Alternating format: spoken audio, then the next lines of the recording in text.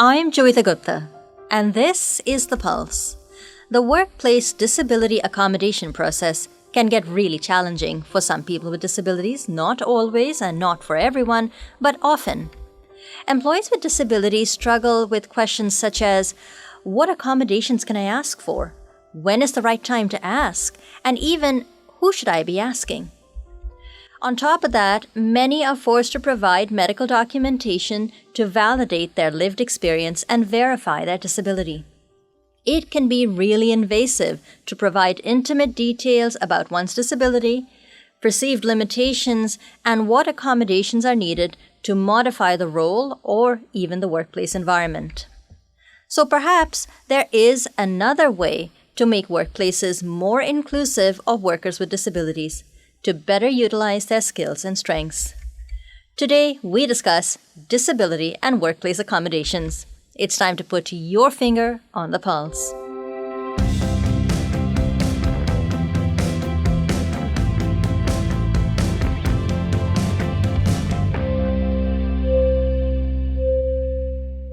Hello and welcome to The Pulse on AMI Audio. I'm Joeita Gupta, joining you from the AMI studios in Toronto.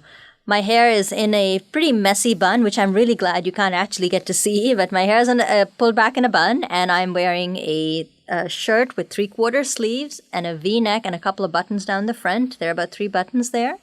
And the shirt is in a burnt orange or mustard, depending on the light in which you see it. So it's a really nice fit for the spring, summer. I love this particular shirt, and I might wear it again on the program. But enough about my wardrobe. That's not what we're here for today. I have a really incredible guest who's done years of work in the field of disability and employment. Alexis Beuttgen is a postdoctoral fellow in the Department of Economics at McMaster University and has done some work with me in the past. Alexis, hello and welcome to The Pulse. I believe this is your first time on the show. It is. Thank you so much for having me. It's a pleasure. As I mentioned, you've done a lot of work in the field of disability, workplace accommodations, and employment. What piqued your interest? Well, I've had a long concern about the problem of profound poverty experienced by people with disabilities in Canada and around the world. I myself grew up in a low-income family and experienced some of the challenges of dealing with social assistance systems and welfare and so on. And then even though I don't identify as a person with a disability, I started working in social services with people labeled with intellectual disabilities and found so many people were unemployed, couldn't find work, living on a meager disability income every month. And I started to wonder, why is this that so many people are living in this way? It doesn't seem right that just because you have a disability, you're almost always necessarily poor.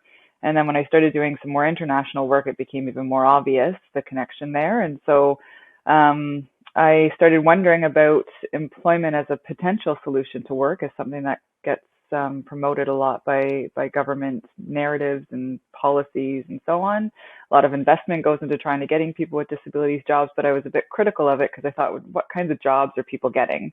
Are they actually going to provide them with a better quality of life and more income? So I've been exploring that for a while. So really, I guess I would describe it as a critical exploration of work and employment as a potential solution to poverty, but not thinking that it's the only thing for sure. Now, your article was published in the Canadian Journal of Disabilities, Canadian Journal of Disability Studies, and it's called From the Standpoint of Employees with Disabilities, an Analysis of Workplace Accommodation Processes in the Non-Profit Sector. What got you thinking about the non-profit sector specifically? Well, as I just said, I started my career working in social services. And that was, 20-something years ago. And did that work because I wanted to promote social justice, and I thought that's the place to do it. But I started to see that there was a lot of barriers and challenges in terms of how the social service and human service system was able to actually meet the needs of the people that they were supporting. And I've since gone on to do quite a bit of community-based research working with nonprofits to do program evaluation and thinking about and supporting them to look at whether or not their services and programs are actually doing what they are intending to do. Thinking about employment, I thought, the nonprofit sector also is a big player in terms of promoting the employment of people with disabilities. Are they doing that themselves? And since they work with the social justice agenda, that could potentially be a really great place to promote inclusive employment. And having had experience in the sector, I wanted to explore it a little bit more deeply. I'll grant you that this might be a bit of an oversimplification, and please call me on it if it is, but are people with disabilities more likely to be employed in the nonprofit sector versus a for-profit sector? So there's limited statistics to show, where people are getting jobs. But my research indicates that that the nonprofit sector can indeed be a potential site for inclusive employment, and to potentially be more open to employing people with disabilities because they work from a vantage point of thinking about the skills and abilities of people who are historically marginalized and oppressed from various places in society. So it also is in Canada and in Ontario in particular, it's a huge employer overall. It's a huge sector. There's lots of opportunity for work and lots of opportunity to provide decent work. So statistics are, I would say that would need to be explored a little bit more. That's not entirely clear, but there's opportunity there. Mm-hmm, absolutely. And anyways, this is just anecdotally, everybody I know that within the disability community that is working, I would say predominantly they're working in the nonprofit. But mind you, that could just be my friend circle, so don't quote me on that.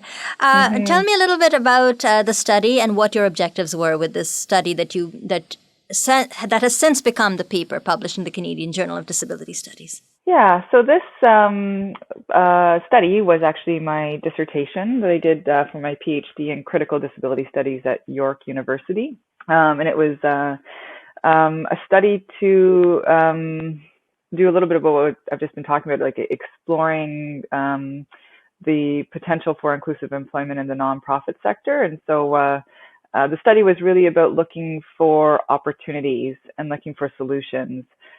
Studying issues of poverty nationally and internationally, it can really wear you down. And so I was very interested in thinking, okay, so like what's working well?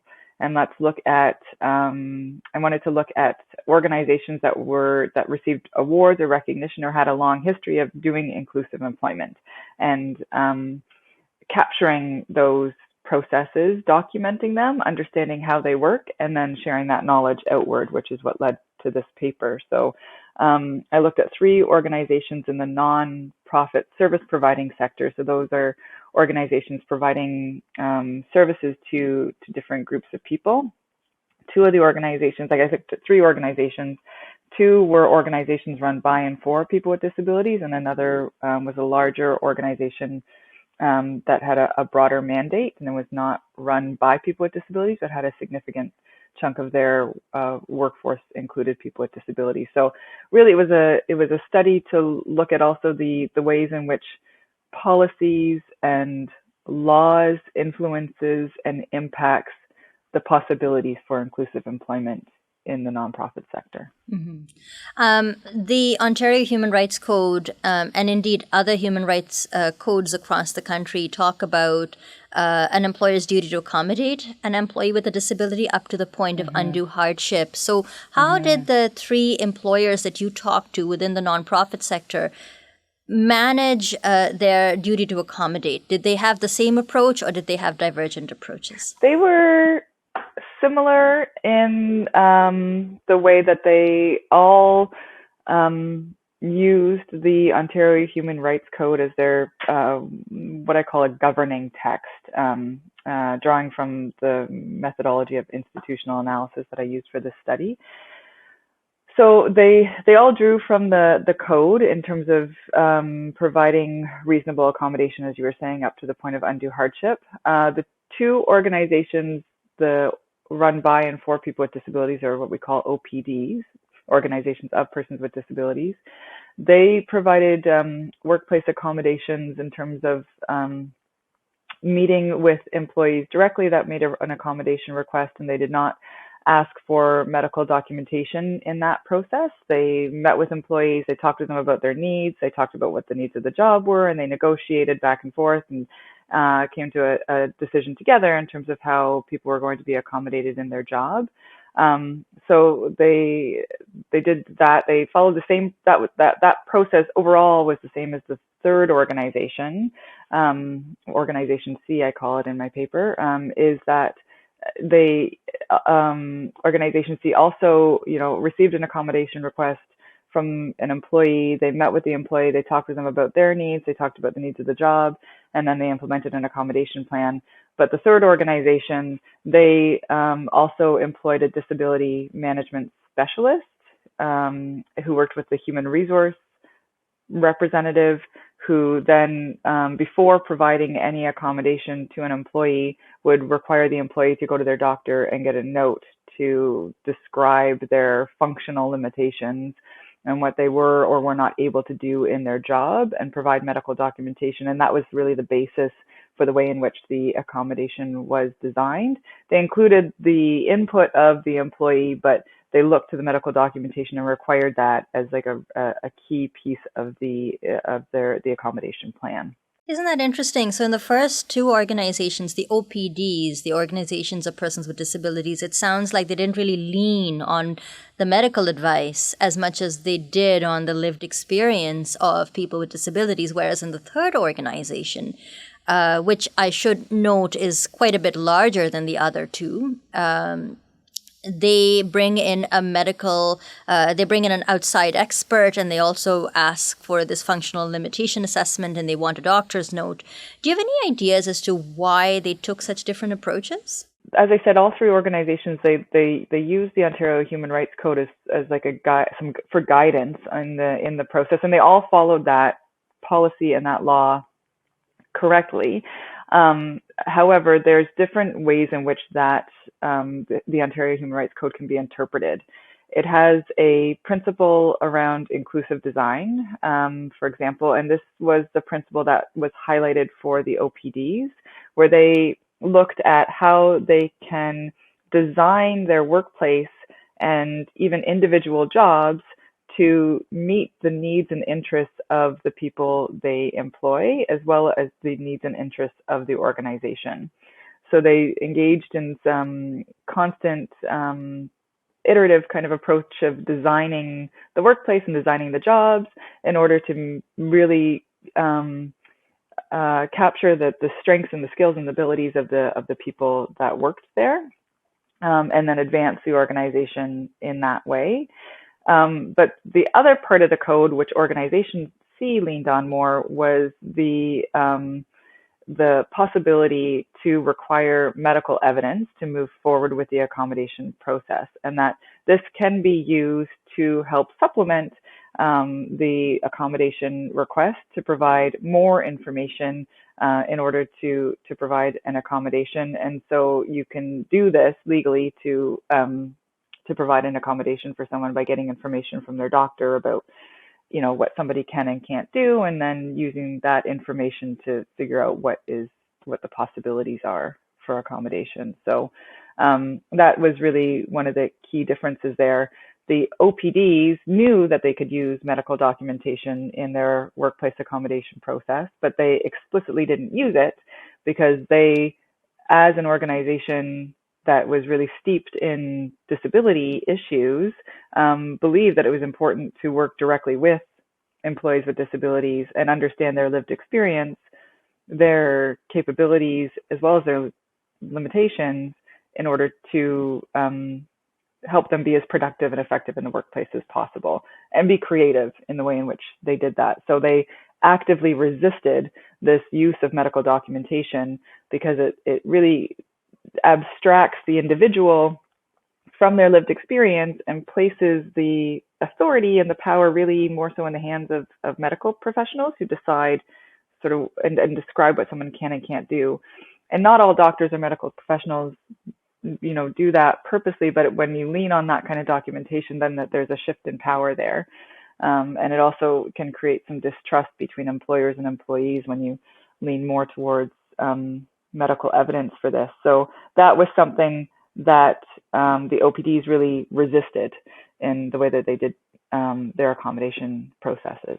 Do you think that that's that way of accommodating employees with disabilities, sort of leaning on lived experience, having conversations, creating an inclusive environment, that is just more feasible for a smaller organization? If you look at organization C, they did have 500 staff. And when you factor in the scale and the size of the organization, it's possible that your direct supervisor isn't actually going to be the person who signs off on your accommodations. So how do we take what works for organizations A and B and apply it to a bigger organization like Organization C?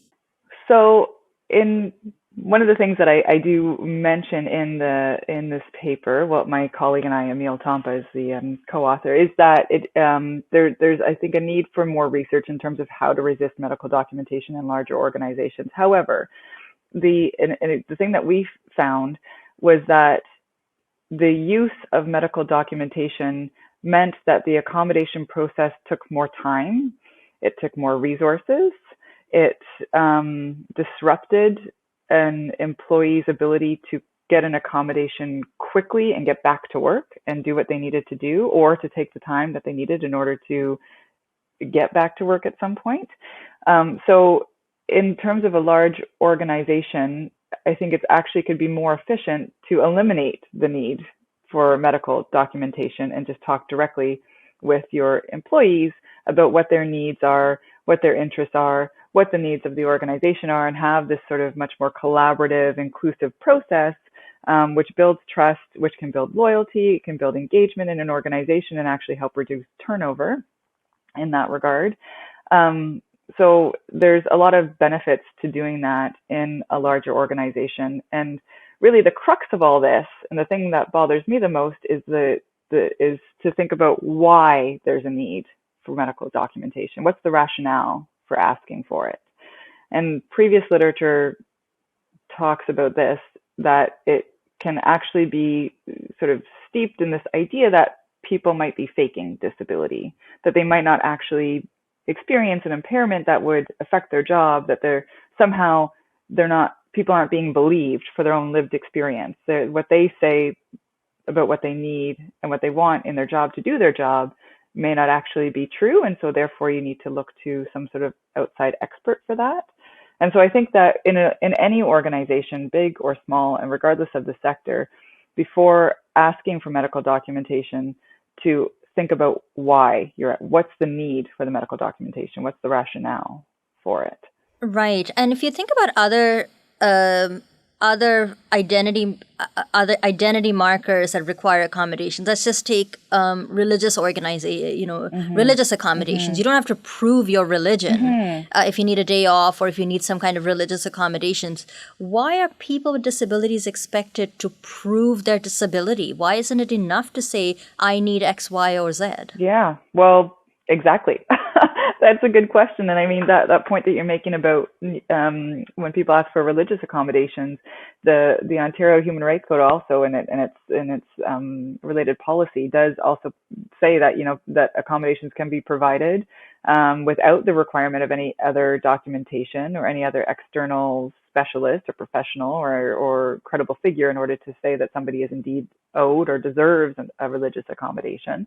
So it is possible to do things differently in that way. But for people with disabilities, I mean, the literature points all the way back to the 1800s and the English poor laws that existed in terms of thinking about who was worthy and who was unworthy of support for social assistance. And so people with disabilities have often been sort of thrown into this group of those who are potentially unworthy of dignity, mutual respect, respect for human difference, and so on. And so I think it really has a lot to do with the fact that there's some challenges around thinking about distributive criteria and who deserves what when it comes to any sort of social assistance broadly understood in terms of like mutual support, support in the workplace, support, via government policy or programs and so on. So it really, I think, goes back to that, and this sort of overarching myth of disability fraud.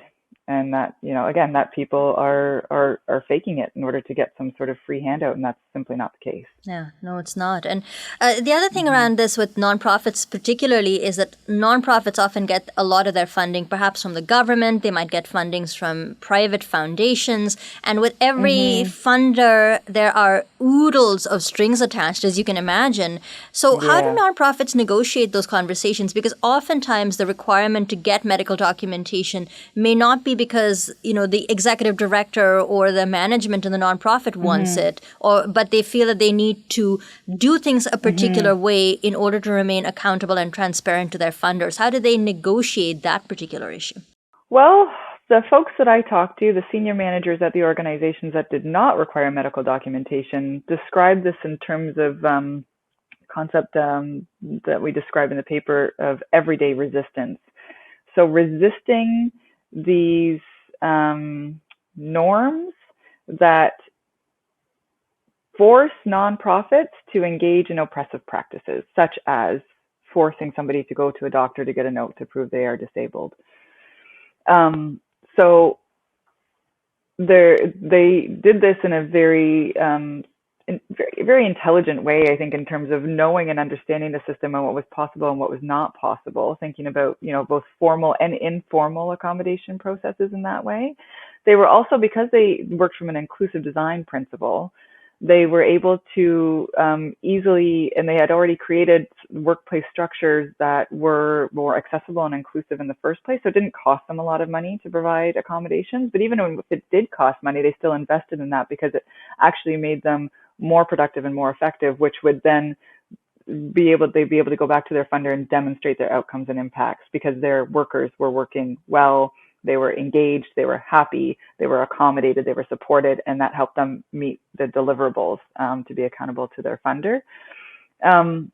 However, it was talked about in Organization C, the one that did use medical documentation, as one reason why they used medical documentation was because of concerns about their funder. And so in that case, there may be situations in which, these desires to want to resist medical documentation might bump up into other systems and other policies and other accountability measures. And in which case, I would encourage employers in the nonprofit sector to really sort of think critically about that and think outside the box in terms of what's possible. And read this paper and look at the ways in which other organizations have done it without providing or requiring medical documentation. And also thinking about the ways that they accommodate other people, like, parents who need to pick up their children at a certain time or provide childcare responsibilities or other caregiving responsibilities, and how is that managed? So I think, COVID also presents a lot of opportunities for us to think about work in a much more flexible and adaptable way. I've only got about a minute to ask you a big question, so I hope you'll indulge me on this. Nonprofits are primarily mission-driven, and so if we were to really change the way we do accommodations for people with disabilities and incorporate the inclusive design principles that you talked about, do away with the medical model and rely on lived experience, how can this impact the mission, vision, values, and mandate of a nonprofit organization? Does it have ripple effects beyond the employees in question to actually change how these nonprofits do their work and how they help the community? My research says absolutely yes. That placing value on employee experiences with disability, employing a significant number of people with disabilities in the workplace, helps the organization to place explicit value on the lived experience of oppression, of marginalization. It highlights adaptability, resourcefulness, subjugated knowledges of people with disabilities. And this gets passed on to clients or people who use nonprofit services because workers with disabilities can use their lived experience to support others. It also helps us think differently about this idea of dependence and start thinking about how we can work interdependently and support one another in the workplace, in the community, in society. And really thinking about the particularity of various lived embodiments and human diversity. So it has a lot of benefits that way. Subjugated knowledges. I'm glad you said it so I didn't have to. Hey, Alexis, thank you very much for being on the program today. It was so great talking to you about your paper, and you do such great work. Thanks. Thank you. Thank you. Alexis Beuttgen is a postdoctoral fellow in the Department of Economics at McMaster University. Folks, I know workplace accommodations is a burning topic and we could keep talking about it, but I gotta run. It was great being with you today.